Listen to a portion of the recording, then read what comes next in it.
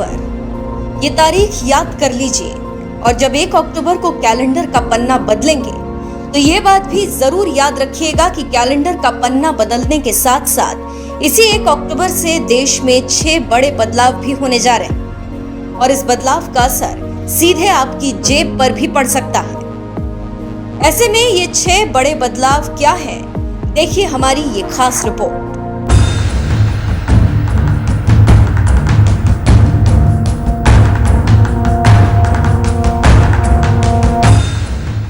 देश की जनता महंगाई से पहले से ही परेशान है।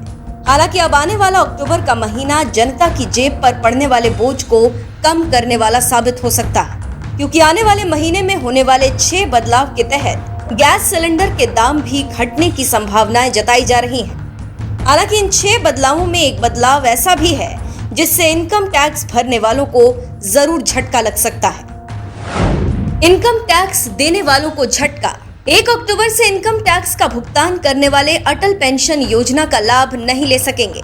मौजूदा नियम के मुताबिक 18 साल से 40 साल तक की उम्र का कोई भी भारतीय नागरिक सरकार की इस पेंशन योजना से जुड़ सकता है, भले ही वो इनकम टैक्स भरता हो या नहीं। इस योजना के तहत हर महीने 5,000 रुपए तक की मासिक पेंशन दी जाती है, लेकिन इनकम टैक्स देने वाले अब इस स्कीम के दायरे से बाहर हो जाएंगे। Tokenization system.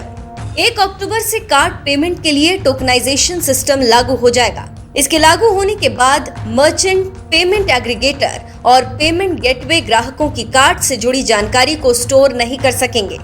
टोकनाइजेशन सिस्टम लागू करने का उद्देश्य ऑनलाइन बैंकिंग फ्रॉड को रोकना है। और हाँ, टोकनाइजेशन अनिवार्य नहीं है, लेकिन ये एक ही वेबसाइट या ऐप से बार-बार खरीदारी को आसान बनाता है। सिलेंडर हो सकता है सस्ता। हर महीने की 1 तारीख को एलपीजी गैस सिलेंडर की कीमतों की समीक्षा की जाती है।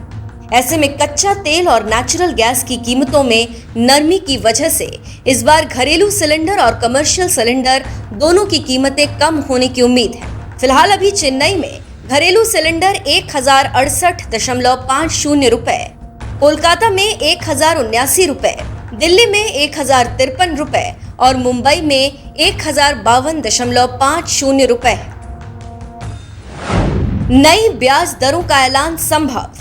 आरबीआई के रेपो रेट बढ़ाने के बाद देश के ज्यादातर बैंकों ने एफडी पर मिलने वाले ब्याज में बढ़ोतरी की है। ऐसे में अब post office small saving scheme जैसे PPF, senior citizen saving scheme, Sukanya Samriddhi Yojana में मिलने वाले ब्याज की दरों में इजाफा हो सकता है।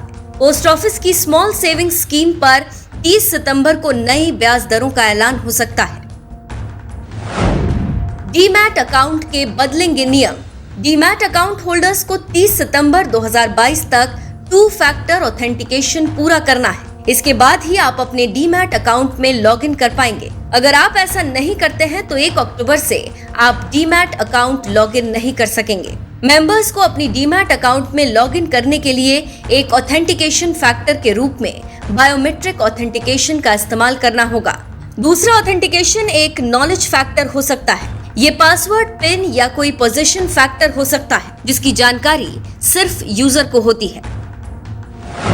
म्यूचुअल फंड वाले जरा ध्यान दें। 1 अक्टूबर या उसके बाद म्यूचुअल फंड में निवेश करने वाले लोगों के लिए नॉमिनेशन डिटेल देना जरूरी होगा। ऐसा नहीं करने वाले निवेशकों को एक डिक्लेरेशन भरना होगा जिसमें नॉमिनेशन की सुविधा नहीं लेने की घोषणा करनी होगी। एसेट मैनेजमेंट कंपनियों को निवेशक की जरूरतों के मुताबिक फिजिकल या ऑनलाइन मोड में नॉमिनेशन फॉर्म या डिक्लेरेशन फॉर्म का विकल्प देना होगा। फिजिकल विकल्प के तहत फॉर्म में निवेशक के सिग्नेचर होंगे, जबकि ऑनलाइन फॉर्म में निवेशक ई साइन फैसिलिटी का इस्तेमाल कर पाएंगे। ये रहे 6 बड़े बदलाव जो आपके कैलेंडर के पन्ने बदलने के साथ ही 1 अक्टूबर से होने वाले हैं, जिसका असर सिर्फ एक तबके पर नहीं बल्कि अमीर और गरीब दोनों तबके पर पड़ने वाला है। क्योंकि इनकम टैक्स वालों को जहां अटल पेंशन योजना से बाहर कर दिया गया, तो वहीं घरेलू सिलेंडर के दाम कम होने की भी उम्मीद है। और हाँ, एक बात और आपको बता दें, तीज त्योहारों की वजह से अक्टूबर में कुल 21 दिन तक बैंक भी बंद रहेंगे। ऐसे में बैंक जाने से पहले एक बार कैलेंडर में दी गई छुट्टियों पर भी नजर मार लीजिएगा।